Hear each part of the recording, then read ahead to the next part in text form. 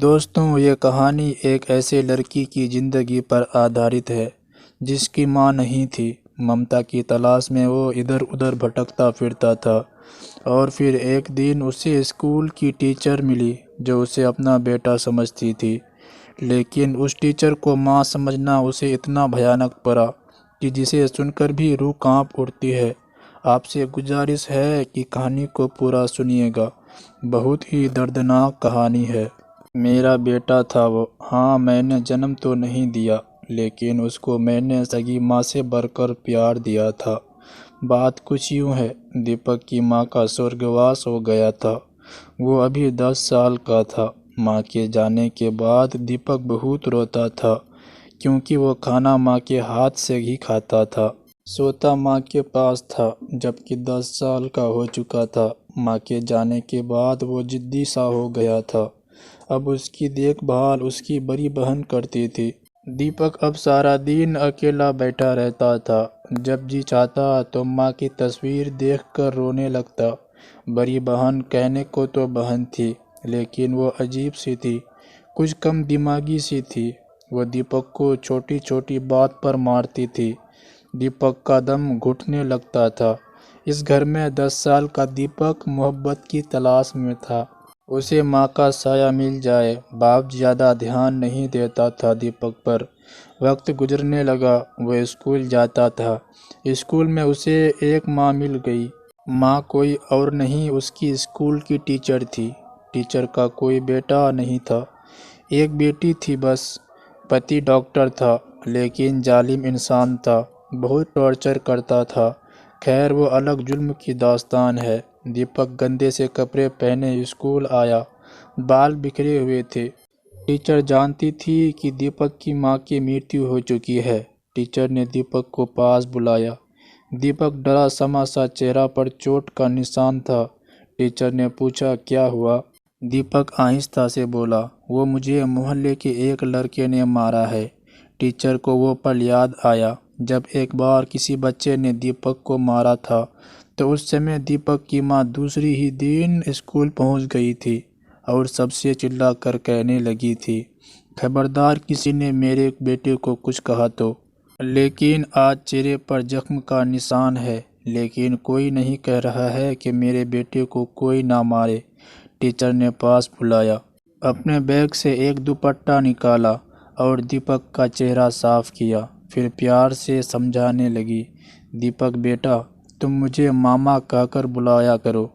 तो दीपक चुप हो गया और नज़रें झुका ली। मैंने उसका हाथ पकड़ा, उसे पानी के नल के पास ले गई, उसका मुंह हाथ धुलाया। वो बहुत प्यारा लग रहा था। स्कूल से छुट्टी हुई, वो अपने घर चला गया।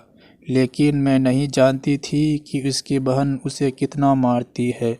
दीपक ने खाना मांगा तो जवाब मिला, आज नहीं बनाया। जिद करने लगा, मुझे खाना दो। बहन ने 2 थप्पड़ मारे, रोता हुआ सो गया। दूसरे दिन स्कूल आया, मैं दूसरी क्लास में थी। दीपक मेरे क्लास के बाहर थोड़ा सा दूर खड़ा हुआ मुझे देख रहा था। मैंने इशारे में अपने पास बुलाया, उसके सर पर हाथ रखा, प्यार से पूछा, क्या हुआ दीपक? पहली बार उसने मुझे मामा कहा। आहिस्ता से बोला, मामा मेरे सर में दर्द हो रहा है। मैंने जब महसूस किया तो उसको बुखार था और बहुत तेज था। मैंने उसे अपनी कुर्सी पर बैठाया, जल्दी से क्लास ख़त्म की और उसको लेकर डॉक्टर के पास चली गई। दीपक को 103 डिग्री बुखार था। मैं गुस्सा होने लगी। बहन को जब पता था कि इतना तेज़ बुखार है तो स्कूल भेजने की क्या ज़रूरत थी। मेडिसिन ली, उसके साथ उसके घर चली गई, क्योंकि हम एक ही कॉलोनी के थे। दीपक के घर पहुंची तो घर में दीपक के बड़े भाई भी मौजूद थे। मैंने उनको सारी बात बताई और समझा दी कि दीपक का ख्याल रखा करे। इतना कहकर मैं घर लौटने लगी। दीपक मेरी तरफ हसरत भरी निगाहों से देखने लगा। जब मैं घर आई तो उसकी बहन सवाल करने लगी, तुम क्यों गए थे टीचर के साथ दवाई लेने? दीपक चुप रहा। 1 साल गुजर गया। दीपक अब स्कूल आता तो सबसे पहले मुझे मिलता।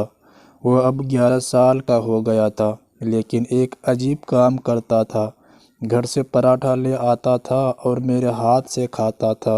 स्कूल में एक दो बार प्रिंसिपल ने मुझे मना भी किया कि स्कूल में सुबह सुबह तुम इसे लेकर बैठ जाती हो, ये गलत बात है। मेरा घर पास ही था स्कूल से। फिर दीपक को मैंने कहा तुम घर आ जाया करो। अब दीपक बैग लेकर मेरे घर आ जाता, मेरे हाथ से नाश्ता करता, फिर मेरे साथ ही स्कूल जाता। दीपक को माँ की मोहब्बत चाहिए थी। वो मेरी थोड़ी सी देखभाल से अब खुश रहता था। मैं पैदल चलकर स्कूल जाया करती थी। एक दिन मुझे कहने लगा, मामा अब पैदल क्यों स्कूल जाते हैं, आप थक जाती हैं। पहली बार उसने मुझे फिक्र भरे शब्द कहे थे। मैंने सर पर हाथ रखा, मुस्कुरा कर बोला, जब मेरा बेटा बड़ा हो जाएगा न फिर हम अपनी गाड़ी लेंगे, तुम मुझे स्कूल छोड़ने जाया करना। वो बहुत खुश होता। दीपक अब स्कूल से वापस आकर मेरे पास ही खाना खाता। फिर उसे मैं ट्यूशन पढ़ाती। वो पढ़ाई में बहुत अच्छा था। लेकिन एक दिन उसकी बहन और उसका बाप मेरे घर आए और मुझे मना किया कि हमारे बच्चे से दूर रहे। लेकिन दीपक का बाप कुछ समझदार था। मैंने उससे कहा, मैं कुछ गलत तो नहीं कर रही, इसे पढ़ाती लिखाती हूँ, एक माँ बनकर इसकी अच्छी परवरिश करती हूँ, वो भी खुश रहता है। उसको मैंने अपना बेटा बनाया है। आप लोग अगर चाहते हैं तो ठीक है, मैं उसे नहीं आने दूंगी अपने घर। दीपक का बाप कुछ बीमार था। उसने मुझे कहा, ठीक है बहन, मेरा बेटा अपनी माँ का बड़ा लाडला था, उसका ख्याल रखना। इधर दीपक की बहन की शादी हो गई। उसकी पति घर का दामाद बन गया। एक साल गुजरा और दीपक का बाप भी दुनिया से चल बसा। दीपक अब मेरे पास ही ज़्यादा वक्त गुजारता था। 15 साल का हो चुका था। मैट्रिक पास कर ली। मुझे कहने लगा, मामा मुझे वकील बनना है। मैंने प्यार से कहा, ठीक है मेरे बच्चे, तुम पहले FSC कर लो। उसका एक कॉलेज में एडमिशन करवा दिया। वो कॉलेज जाने लगा। कॉलेज से सीधा मेरे पास आता, खाना खाकर कुछ टाइम मेरे पास रहता, फिर अपने घर चला जाता। लेकिन बहन हमेशा उससे झगड़ा करती, उसे कहती कि टीचर के घर मत जाया करो। लेकिन दीपक अब जवान हो चुका था। वो बहन से कहता कि वो मेरी माँ है, माँ उनके बिना नहीं रह सकता अब। लेकिन बहन तेज थी। वो उसे ना जाने कैसी कैसी गंदी बातें कहती। दीपक आकर सब कुछ मुझे बताता। मैं उससे प्यार से समझाती और उसकी अच्छे से परवरिश करती। मैं किराए के घर में रहती थी। कुछ पैसे जमा करके एक प्लॉट खरीदा था। मकान मालिक कभी पानी बंद कर देते तो कभी बिजली, किराया लेट हो जाने की वजह से। अब घर की जिम्मेदारी दीपक संभाल रहा था। मैं 50 साल का हो चुकी थी और दीपक 18 साल का। एक दिन मेरे पास बैठा कहने लगा, मामा मुझे एक जॉब मिल रही है, आपकी इजाज़त हो तो कर लूं। मैंने तो उसे मना कर दिया कि पढ़ाई पर पूरा ध्यान दे। लेकिन वो कहने लगा, मामा आप कब तक जॉब करोगी, आप अब थक जाती हैं। दीपक एक होटल पर काम करने लगा। पार्ट टाइम से जो पैसे कमाता मुझे ला कर देता। मैं उसे कहती, मेरे बच्चे तुम अपने पास रखा करो। लेकिन वो जिद करता, नहीं मामा। मैं उसके पैसे अलग से जमा करने लगी। FSC कंप्लीट हुई तो कहने लगा, वकालत में एडमिशन ले दो। मैं बहुत खुश थी, मेरा बेटा वकील बनने जा रहा था। मैं अब स्कूल से रिटायर हो गई थी। दीपक बहुत खुश था। मुझे कहने लगा, मामा आप बिल्कुल परेशान ना हुआ करें, अब हम अपना घर बना लेंगे। मुझे जो पेंशन मिली उससे अपना घर बनाया। 2 कमरे का घर का सारा काम दीपक खुद ने किया। मुझे कुछ भी काम नहीं करने देता। मुझे कहता, मामा वहाँ बहुत से मर्द आए होते हैं, आप ना आया करें वहाँ। मेरी बेटी, जिसे वो छोटी कहता, बहन से भी बढ़कर चाहता था उसे। कहता था, छोटी मामा को कोई काम ना करने दिया करो। मैं बहुत खुश होती थी, भगवान ने मुझे बेटा दिया। लेकिन एक बात अभी भी बच्चों वाली थी उसकी। 18 साल का हो चुका था, लेकिन खाना मेरे हाथ से ही खाता था। घर बनकर पूरा हो गया तो बहुत खुश था। सारा सामान खुद शिफ्ट किया।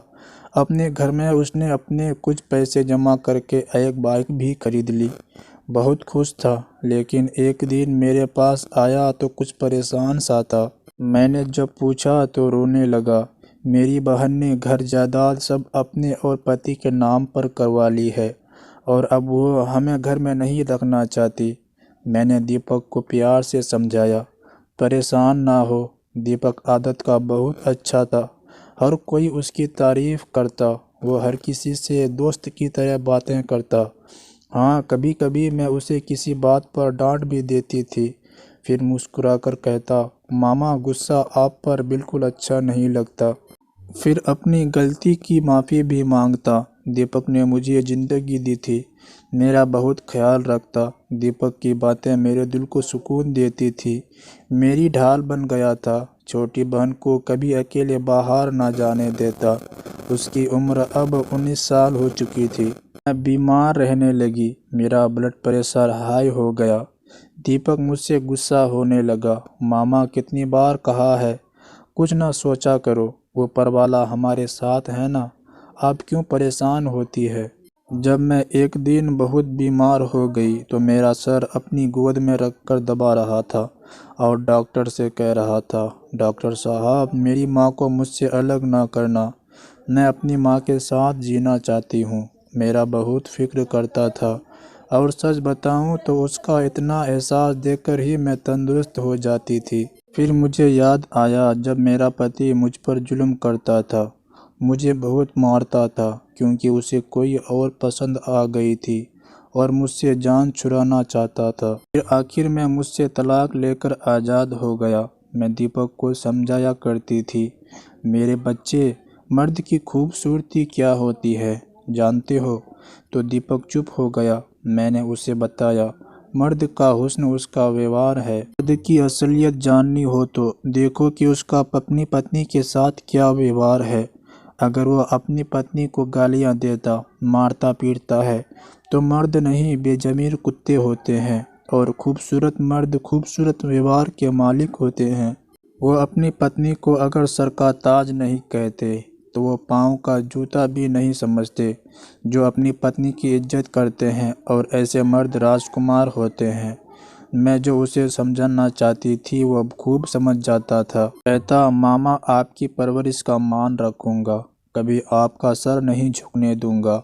मामा आज आप वेजिटेबल बिरयानी बनाना, मैं शाम को आऊँगा। वो अपने घर चला गया। जब घर पहुंचा तो उसकी बहन उसके साथ झगड़ने लगी। इतना झगड़ा हुआ कि उसकी बहन और बहनोई ने उसे बहुत मारा। बहन ने उसे गंदी गंदी बातें कहने लगी, तुम माँ के नाम पर मासूका रखी हुई है, तुम माँ के रिश्ते को दाग लगा रहे हो, तुम बेगौरत इंसान हो। दीपक चिल्लाकर बोला, दीदी भगवान के लिए ऐसा ना कहो, वो मेरी माँ है, माँ के बारे में ऐसा ना बोलो। बहन की आवाज़ सुनकर मोहल्ले वाले इकट्ठा हो गया। बहन सारे मोहल्ले वालों से कहने लगी, ये दरिंदा माँ के नाम पर इश्क करता है। जब दीपक ने यह शब्द सुने तो बेहोश होकर ज़मीन पर गिर गया। अस्पताल ले गए। मैं बिरयानी बनाकर इंतज़ार कर रही थी, लेकिन दीपक ना आया। मेरा दिल घबराने लगा। मैंने जब पता किया तो खबर मिली कि दीपक अस्पताल में है, उसे हार्ट अटैक आया है। मैं दौड़ती हुई अस्पताल चली गई। दीपक बेहोश पड़ा था। मैं रोने लगी। उसकी बहन ने अस्पताल में भी खूब तमाशा लगाया, मेरी बहुत बेइज्जती की, मुझे तरह तरह के ताने देती रही। मुझे धक्के देकर वहाँ से बाहर निकाल दिया।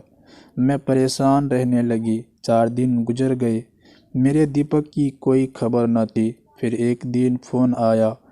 दीपक की आवाज़ थी, मामा आपका बेटा मर रहा है, आप कहाँ हैं। मैं तड़पने लगी, मेरा बेटा मैं आपके पास ही हूँ। दीपक मुस्कुरा कर बोला, मामा कल आप मेरे लिए बिरयानी बनाकर लाना, मेरा बहुत मन कर रहा है। ज़रूर ले आऊँगी। मैंने उसे प्यार से कहा, मेरा बेटा तुम अपना ख्याल रखो, मैं कल आऊँगी। दूसरे दिन मैं दीपक के लिए बेहतरीन वेजिटेबल बिरयानी लेकर गई। वो घर ही था। जब मैं घर पहुंची तो वो दौड़ता हुआ मेरे सीने से लग गया। मामा मैंने मर जाना है अब। मैं रोने लगी, ऐसी बातें नहीं करते। इतने में उसकी बहन आ गई, मुझे देखकर चिल्लाने लगी, हाय नहीं रहा गया आशिक के बिना, आ गई मिलने। वो फिर अपनी हद से गुजरने लगी। दीपक ने अपनी बहन की तरफ देखा और आहिस्ता से बोला, भगवान का वास्ता देता हूँ दीदी। इतना कहा और दीपक जमीन पर गिर गया। उसका जिस्म ठंडा पड़ गया था। जल्दी से अस्पताल ले गया और फिर डॉक्टर ने आखिरी शब्द कहे, ही इज़ नो मोर। और फिर मेरे पैरों तले ज़मीन निकल गई। दीपक मर चुका था। मुझे आवाज़ देता, मुझे मम्मा कहता हुआ मुझसे अलग हो गया। मुझे हर मुश्किल में हौसला देने वाला मेरा बेटा मुझसे हमेशा के लिए छोड़ गया था। बहन दूर खड़ी आंसू बहा रही थी। वो रोने की एक्टिंग करने लगी। मैंने दीपक के माथे को चूमा। दीपक जैसे मुझे कह रहा है, मामा मुझे छोड़ कर ना जाना, मैं आपके साथ हूँ हमेशा। मैं बोझल कदमों से वहाँ से चल दी। उसकी बहन चीख चीख कर रोने लगी थी। मेरा दिल चाहा इसे आग लगाकर जला दूं, लेकिन मैं बेबस थी और मैं फिर से अकेली बूढ़ी कदम लिए घर की तरफ चल दी। उसकी तस्वीर देख रही हूँ, आंखों में आंसू है। वो मुझसे हमेशा के लिए बिछड़ गया। फिर सच ये खुला कि दीपक अपनी बहन से जायदाद में हिस्सा मांग रहा था और बहनोई अपनी बहन के साथ दीपक की शादी करवाना चाहता था। और फिर बहन जल्लाद बन गई, अपने भाई को खा गई। मैंने उसे बेशक जन्म नहीं दिया था, लेकिन मेरा ईश्वर जानता है कि सगी माँ से बढ़कर उसे अपना माना था। बहन का लालच और पागलपन मेरे दीपक को खा गया। सब बहनें एक जैसी नहीं होती। बहन तो भाई पर कुर्बान हो जाती है, लेकिन ये कैसी बहन थी जो अपने भाई की कातिल बन गई। औरत बहुत जालिम भी हो सकती है, जैसे मेरे दीपक की बहन जिसने हंसते मुस्कुराते हुए दीपक को खाक कर दिया। बहुत सी औरतें अपनों की कातिल होती है। कुछ पति का कत्ल करती है आशिक के साथ मिलकर, कुछ माँ बाप को बदनाम करती है मोहब्बत के नाम पर, कुछ बहन के रूप में कातिल बन जाती है। और आज शायद मुझे एहसास हो रहा है कि ये दुनिया ख़त्म होने के करीब है। रिश्ते में अब मोहब्बत नहीं रही। अब हर मंजिल मतलब की है और हर संबंध मतलब का है। अब हर रिश्ता मतलब का है। अब किस पर यकीन करें, किसे अपना कहें। सुना है उसकी बहन अब सदमे में है। उसे कोई जाकर कहो, अगर तुम्हारा ड्रामा ख़त्म हो जाए तो ईश्वर के इंसाफ का इंतज़ार करें। भगवान के लिए जीने दो एक दूसरे को, क्योंकि कुछ लोग दरिंदे की हर हद पार कर देते हैं सिर्फ अपनी मतलब की खातिर। आप सबसे गुजारिश है, मेरे बेटे दीपक के लिए प्रार्थना करना। मुझे यूँ लगता है वो अभी आएगा और कहेगा, मामा ना रोए, मैं ज़िंदा हूँ, मैं लावारिस बेबस ज़िंदगी से हारी हुई लावारिस हूँ माँ। तो दोस्तों, ये थी हमारी आज की कहानी।